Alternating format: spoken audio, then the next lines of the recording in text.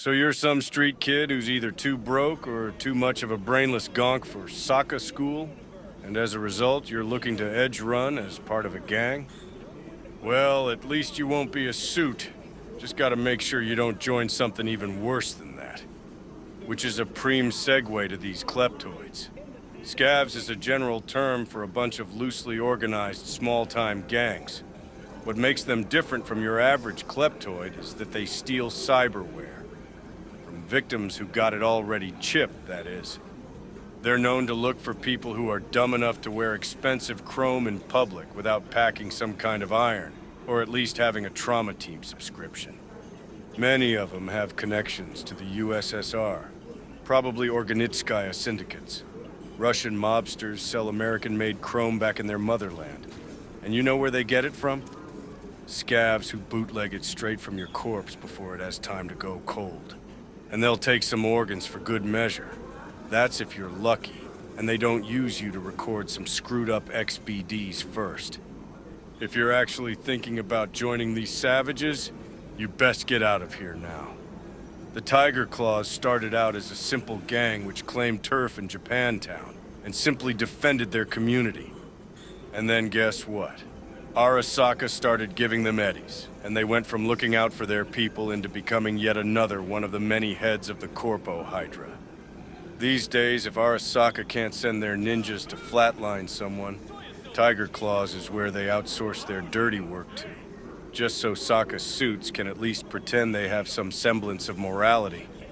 In return, Arasaka makes sure the Tiger Claws get away with being pimps, drug dealers, human traffickers, and support their low-life endeavors with all kinds of eddies and irons. In my day, we used to call gangs like this puppets, sellouts. If this is the gang you're joining, just drop the pretense and go work for Arasaka. Just remember that your workplace may get blown to high heaven. Much like Sokka's pet gang, 6th Street first came to be as a gang made up of Militech vets who got sick of NCPD being useless and decided to take matters into their own hands. So far, I can relate, but this is where their story takes a turn. 6th Street's founder somehow got Militech to fund his new gang in the 40s. Rumor has it he blackmailed a couple of their executives into paying up. And this is where my sympathy ends. Because unlike me, who exposed the military for what they did in New Vietnam, this absolute gonk went back to the people who had him dodge bullets for profit and took their money instead. Well, at some point those eddies dried up, and as if their dignity couldn't sink any lower, they began making deals with Militech and started taking jobs from them. As if that wasn't bad enough, they went from just keeping the peace in Santo Domingo to terrorizing it by running protection rackets and clipping wheels. Santo Domingo is completely under these gonks' thumb. NCPD doesn't even bother answering calls coming from the people who live in their turf. These guys are worse than even Tiger Claws to me. It's like being a cop, except that these guys require a complete lack of character on top of being a gonk to join. Picture this. Some depraved Tiger Claws 01 Joy Toy too many. Said Joy Toy's employer, owner of a strip club, picks up a goddamn axe and wastes the gangers responsible. As if that wasn't enough, the crazy bitch then decides to adorn the entrance to her club with their corpses. Claws strike back and wreck the whole joint, flatlining its owner in the process. Then a bunch of people decide that they've had enough of the Tiger Claws and start rioting all over Night City, destroy a bunch of claw places, flatline a bunch of claw gangers, and after all of that, they rebuild the strip club in the former owner's name and start calling themselves the Mox. That's the origin story of this small self-defense gang. In the beginning, their members were mainly Joy Toys and strippers. Nowadays, they have all kinds of members at their base called Lizzie's Bar. Normally, I don't respect people who sell their bodies like that. But this is probably one of the least bad groups you can join in this godforsaken town. If you can get past being more or less at war with the Claws. Back in my day, this gang consisted of some of the worst kinds of lowlifes. Even scavs have at least some kind of self-centered logic behind their actions. Meanwhile, the Voodoo Boys were psychos who flatlined people just for the sake of flatlining and for their weird rituals. These sickos preyed on anyone, even kids. But as the Haitians came over to Pacifica, they took great offense to this perversion of their culture and ended up zeroing the entire gang. Took the name Voodoo Boys for themselves. Nowadays, they're netrunners holed up in some basement trying to destroy the Black Wall for reasons these gonks probably don't even understand themselves. The Voodoo Boys members may have changed over time, but they've never stopped being whacked if you ask me. I don't think these guys even take on new members, especially not if you aren't Haitian yourself. And even if you could join them, these guys don't have a good track record when it comes to trust. What do you get if you're trying to stay mostly Gannic but still want to be a freak show? These nutcases is what you get. They don't like using guns or getting chipped. Instead, they rely mostly on their fists and melee weapons. Their members use all kinds of performance-enhancing drugs, including their very own homemade substance they simply refer to as juice, which they use to grow their muscles to a point where their skin doesn't keep up and rips open. Their skeletons can't handle it without implants. Due to the fact that they look like human gorillas, every club in Night City these days has one of these gangers as their bouncer at the front door, even the Afterlife. Besides the usual gang stuff such as heists and shootouts, they also sell the PEDs they brew on the street, and they often hold underground fights. From time to time, some of their members gather just to cause mayhem in order to lure corp mercs or even MaxTac out to a fight. It ain't for me. But morally speaking, there's worse groups in Night City. Just remember that if you join these guys, you'll have to become an obsessive gym rat and match their dwarf junkie meathead appearance. I just hope your pecker grows with the rest of your body. I don't know a whole lot about these guys, except that it's another one of those gangs whose founding members consist of Militech vets, and that they've somehow taken over a part of Pacifica, which was then designated a combat zone and named Dogtown.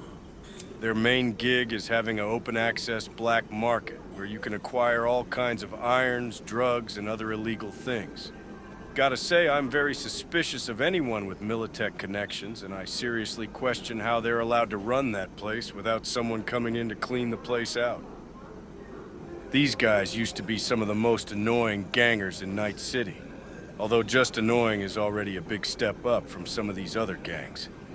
Wearing chains and chromed up with flashy cyberware, these guys made it their business to bang every hot chick in Night City, including your output or wife.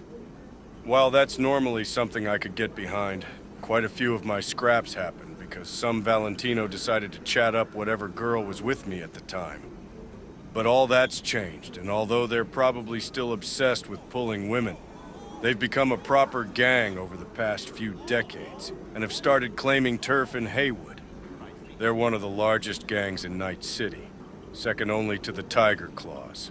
As such, they run many businesses, both legitimate and illegitimate. Valentinos place great importance on loyalty. They venerate members who die while defending the gang as saints, and even paint murals of them. Wouldn't object if you joined these guys, although they might not take you in if you're not from Haywood.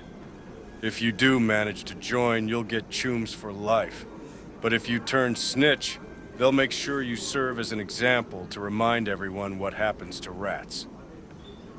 This gang probably needs no introduction, and I don't think I need to explain to you why joining them is a bad idea. Dorfer tinheads are well known here, and everyone knows to dodge these loose cannons whenever they see them. In case you haven't figured it out, interacting with them is like walking on eggshells, if those eggshells were goddamn landmines that could randomly go off at any time. Just go to their club, the Totentans, and see it for yourself if you don't believe me. Tell you what, if you don't witness at least one shootout or flatline on your first night there, I'll do a samurai comeback. Besides being chrome to the max, which results in their members either being borderline or full-blown cyber psychos with nothing in between, these guys go so far as to removing parts of their skull and brain in order to fit their cyber eyes and sometimes even kidnap people who are mostly Gannic, especially if they're against cyberware. Then these freak Borgs chip them against their will with cyberware that they got from God knows where. Possibly scavs. Maelstrom got started after the remnants of the Metal Warriors, a gang with the same booster gang philosophy which was active way back when I was alive, got together with some Sokka goons and, best of all, skinheads. Now what would bring such a vibrant group of assholes together? A gang possibly even more insane than those psycho Borgs. Inquisitors consider all cyberware to be evil. Yes, you heard me right. They're a Luddite cult who refuse to get chromed for any reason and are on everyone's zero on sight list. Gotta say, though, this is kind of an honorable mention, since apparently no one has seen them in quite some time. Back when I was still walking the earth, though, those psychos used to be the reason why many people didn't trust someone who wasn't chipped at all. They were like some kind of insane secret society. Suddenly one day, some cashier at the Corpo supermarket you regularly go to would pull a bag over your head while you weren't looking, and you'd end up chained to a chair in one of their screwed-up soul-saving rituals where they rip any and all chrome out of you. Now you might be asking, how exactly did these guys help bring Maelstrom into existence? By almost wiping out the gang they originated from, which was the Metal Warriors. The remnants that were left got together with any other chrome jock in Night City who had a vendetta against the Inquisitors, and that's why we have to deal with Maelstrom to this day. Maybe Maelstrom got their revenge after all these years, and we just don't know it. But it could be that they want us to think that, and are just hiding, lurking, waiting for the right moment to return and start another war with every gang in Night City.